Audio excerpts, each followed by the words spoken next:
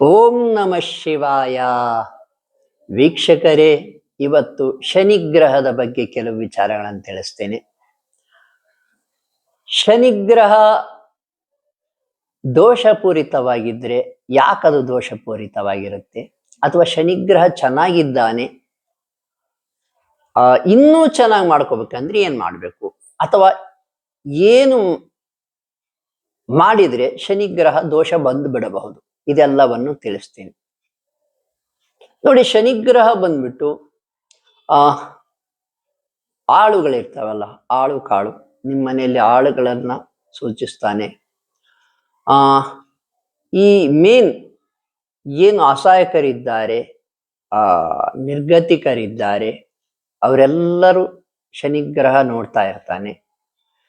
ಅದರಲ್ಲೂ ಆಳುಗಳಿಗೆ ತುಂಬಾ ತೊಂದರೆ ಕೊಟ್ರೆ, ಹಿಂಸೆ ಕೊಟ್ರೆ, ಅಥವಾ ಅವ್ರಿಗೆ ಕೊಡಬೇಕಾದ ಸಂಭಾವನೆ ಸರಿಯಾಗಿ ಕೊಡದೇ ಇದ್ರೆ, ಅಥವಾ ನಿಮ್ಮ ಕೈ ಕೆಳಗೆ ಕೆಲಸ ಮಾಡ್ತಿರ್ತಕ್ಕಂಥವ್ರನ್ನ ಗೌರವಿಸದೇ ಇದ್ರೆ, ಅವ್ರಿಗೆ ತೊಂದರೆ ಕೊಟ್ರೆ, ನಿಮ್ಮ ಅಧಿಕಾರದಿಂದ ಅವರಿಗೆ ತೊಂದರೆ ಕೊಡ್ತಾ ಇದ್ರೆ, ನಿಮ್ಮ ಕೈ ಕೆಳಗಿನ ಕೆಲಸ ಮಾಡೋರು ಯಾರ್ಯಾರು ಇರ್ತಾರೆ ನಿಮ್ಮ ಆಫೀಸಲ್ಲಿ, ನಿಮ್ಮ ಕಂಪನಿಯಲ್ಲಿ, ಇವರಿಗೆಲ್ಲ ತೊಂದರೆ ಕೊಟ್ರೆ, ಅಥವಾ ಕೂಲಿ ಕಾರ್ಮಿಕರನ್ನ ಚೆನ್ನಾಗಿ ನೋಡ್ಕೊಳ್ಳದೆ ಇದ್ರೆ, ಅವಮಾನಗೊಳಿಸಿದ್ರೆ, ಅವ್ರಿಗೆ ದುಡ್ಡಿನ ವಿಷಯದಲ್ಲಿ ಮೋಸ ಮಾಡಿದ್ರೆ, ಅಥವಾ ಅವ್ರಿಗೆ ಊಟದ ವಿಷಯದಲ್ಲೂ ಮೋಸ ಮಾಡಿದರೆ, ನೋಡಿ, ಅವರಿಂದ ಏನಾದ್ರು ಕಸ್ಕೊಂಡ್ರೆ, ಈಗೆಲ್ಲಾ ರೀತಿಗಳನ್ನು ಮಾಡಿದಾಗ ಶನಿ ದೋಷ ಬರ್ತದೆ. ಹಿಂದಿನ ಜನ್ಮದಲ್ಲಿ ಇವೆಲ್ಲ ಕೆಲಸಗಳನ್ನು ಮಾಡಿದ್ರೆ ಈ ಜನ್ಮದಲ್ಲಿ ಶನಿ ದೋಷ ಬಂದಿರುತ್ತೆ. ಸಂಚಿತ ಕರ್ಮ ಅಂತ ಕರಿತೇವೆ. ಮತ್ತು ಕ್ರಿಯಾಕರ್ಮ, ಈ ಜನ್ಮದಲ್ಲಿ ಈ ಈ ತಪ್ಪುಗಳನ್ನು ಮಾಡ್ತಾ ಇದ್ರೆ ನೀವು ಮುಂದಿನ ದಿನಮಾನಗಳಲ್ಲಿ ನಿಮಗೆ ಶನಿ ಗ್ರಹ ಚೆನ್ನಾಗಿದ್ರೂ ಕೂಡ 3, 6, 10, 11ರಲ್ಲಿ ಶನಿ ಗ್ರಹ ಇದ್ರೆ ಒಳ್ಳೆ, ಅಲ್ಲಿದ್ರೂ ಕೂಡ ಶಕ್ತಿಯುತವಾಗಿದ್ರೂ ಕೂಡ ಮುಂದಿನ ದಿನಗಳಲ್ಲಿ ಆತ ಕೊಡುವ ಒಳ್ಳೆ ಫಲವನ್ನು ಕಡಿಮೆ ಮಾಡಿಬಿಡ್ಬಹುದು, ಅಥವಾ ಆತ ಶಿಕ್ಷೆಯನ್ನೂ ಕೊಡಬಹುದು. ಆಳು ಕಾಳುಗಳಿಗೆ ಅವಮಾನ ಮಾಡಬೇಡಿ, ಗೌರವಿಸಿ, ಅವರಿಗೆ ಕೊಡಬೇಕಾದ ಸಂಭಾವನೆ ಕೊಡಿ.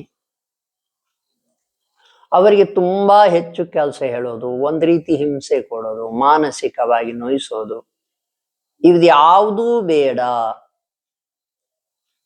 ಅವರನ್ನೂ ಕೂಡ ಗೌರವದಿಂದ ನಡೆಸಿಕೊಂಡ್ರೆ, ಅವರಿಗೆ ಕೊಡಬೇಕಾಗಿದ್ದ ಸಂಭಾವನೆ ಕರೆಕ್ಟ್ ಕೊಟ್ರೆ, ನೀವು ಕೂಡ ಅವರಿಗೆ ಸಹಕಾರ ಇದ್ರೆ ನಿಮ್ಮ ಕಡೆಯಿಂದ ಶನಿಗ್ರಹ ಅನುಗ್ರಹ ಬರುತ್ತದೆ. ನೋಡಿ, ಹಿಂದಿನ ಜನ್ಮದಲ್ಲಿ ಈ ತಪ್ಪುಗಳನ್ನು ಮಾಡಿದ್ದೀರಾ, ಶನಿ ದೋಷ ಇದೆ ಅನ್ನೋದಾದ್ರೆ ಈಗ ತಿದ್ದುಕೋಬೇಕಂದ್ರೆ ಈ ರೀತಿ ತಿದ್ದುಕೊಂಡ್ಬಿಡಿ. ಅಥವಾ ಅಂಗವಿಕಲರು, ವಿಶೇಷ ಚೇತನರಂತೆ ಏನ್ ಕರಿತೇವೆ, ಆ ವಿಶೇಷ ಚೇತನರಿಗೆ ಅವಮಾನ ಮಾಡಿದ್ರೆ, ಸಾಮಾನ್ಯವಾಗಿ ಅವಮಾನ ಮಾಡೋದು ಸರ್ವೇ ಸಾಮಾನ್ಯ ವಿಷಯ. ಜನಸಾಮಾನ್ಯರಲ್ಲಿ ಕೆಲವರಿಗೆ ಈ ಬುದ್ಧಿ ಇರುತ್ತೆ, ಅವ್ರಿಗೆ ಅವಮಾನ ಮಾಡೋದು, ಅವರಿಗೆ ಮಾನಸಿಕವಾಗಿ ನೋಯಿಸೋದು, ಅಥವಾ ಅವ್ರಿಗೆ ಸಹಾಯ ಮಾಡದೇ ಇರೋದು, ನೋಡಿಯೂ ಕೂಡ ಕಂಡೂ ಕೂಡ ಕಾಣದಂತೆ ಇರೋದು, ಇದೆಲ್ಲ ಮಾಡಿದಾಗ ಶನಿದೇವರು ನೋಡ್ತಾ ಇರ್ತಾನೆ ಎಲ್ಲವನ್ನು.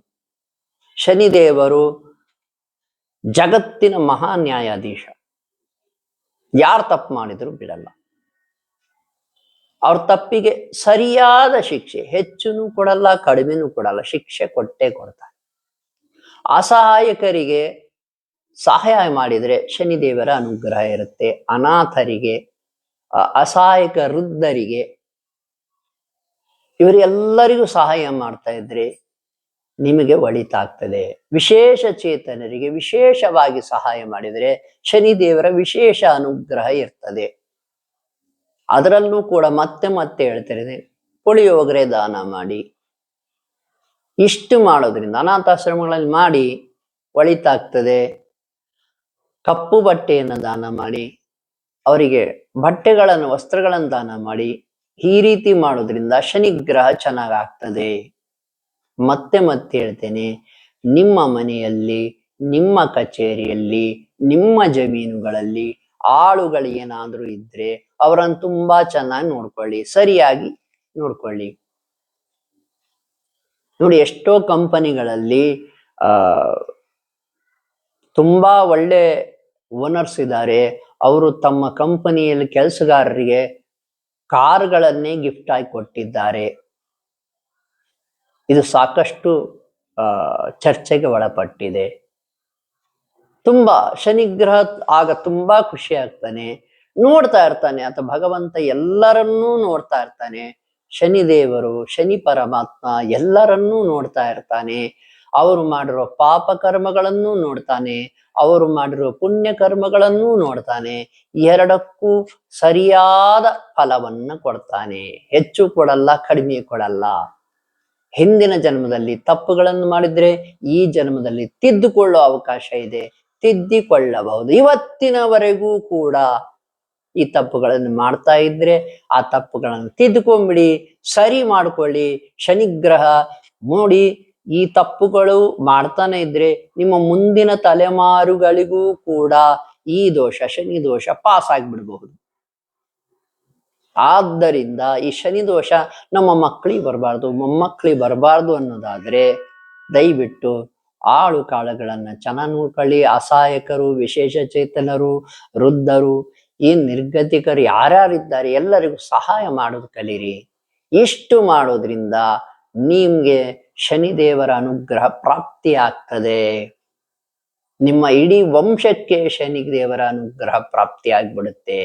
ದಾನ ಮಾಡೋದು ಕಲೀರಿ, ದಾನ ಮಾಡೋದು ಕಲೀರಿ, ಧ್ಯಾನ ಮಾಡೋದು ಕಲೀರಿ. ದಾನವನ್ನೂ ಮಾಡಿ, ಧ್ಯಾನವನ್ನೂ ಮಾಡಿ, ಭಗವಂತನ ಅನುಗ್ರಹಕ್ಕೆ ಪ್ರಾಪ್ತರಾಗಿ. ವೀಕ್ಷಕರೇ, ನಮ್ಮ ಜ್ಯೋತಿಷ್ಯ ಜೈ ಹೋ ಯೂಟ್ಯೂಬ್ ಚಾನಲ್ನ ಮೂಲ ಉದ್ದೇಶ ಧರ್ಮ ಸೂಕ್ಷ್ಮಗಳನ್ನು ತಿಳಿಸೋದು ಒಂದು ಮೂಲ ಉದ್ದೇಶವಾಗಿದೆ. ಅಷ್ಟೇ ಅಲ್ಲ, ನಿಮ್ಮ ತೊಂದರೆಗಳು ಏನಿದಾವೆ, ಜಾತಕ ರೀತ್ಯ ತೊಂದರೆಗಳಿರ್ಬೋದು. ಈ ವಾಮಾಚಾರ, ಮಾಟ ಮಂತ್ರ ಪ್ರಯೋಗ ಅಂತೂ ಸರ್ವೇ ಸಾಮಾನ್ಯ ಆಗ್ಬಿಟ್ಟಿದೆ. ಈಗ ಎಷ್ಟೋ ಜನರು ಈ ತೊಂದರೆಗೆ ಒಳಪಟ್ಟಿದ್ದಾರೆ. ಎಷ್ಟು ತಲ್ಲಿ ಹೋಗಿ ಮಾಟ ಮಂತ್ರ ತಗ್ಸಕ್ ಆಗ್ತಾ ಇಲ್ಲ ಅನ್ನೋದಾದ್ರೆ ನೀವು ನಮಗೆ ಕರೆ ಮಾಡಬಹುದು. ನಾವು ಸಲಹೆಯನ್ನು ನೀಡ್ತೇವೆ. ಆ ಮಾಟ ಮಂತ್ರದಿಂದ ನಿಮ್ಮನ್ನು ಹೊರಗಡೆ ತರ್ತೇವೆ. ನೀವು ನಮಗೆ ಕರೆ ಮಾಡಬಹುದು. ಶುಭವಾಗಲಿ.